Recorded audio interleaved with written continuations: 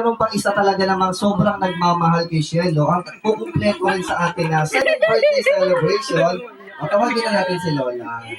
Na talaga namang sobrang busy. At talaga namang nagbigay ng effort for this birthday celebration. Palakpakan natin si Lola. Ayan. Okay, so Lola, ano po yung pinaka-message ninyo at wish o magiging gabay ni Shelo para sa kanyang paglaki?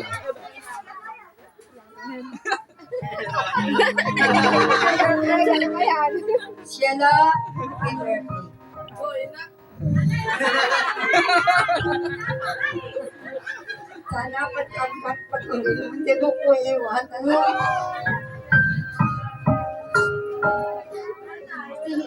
Ang hirap magpalaki sa'yo. Sana mas bawasan mo rin ang pagkamaldita mo. Pagpagtatay mo. Sana magpakabait ka rin ang paglaki mo.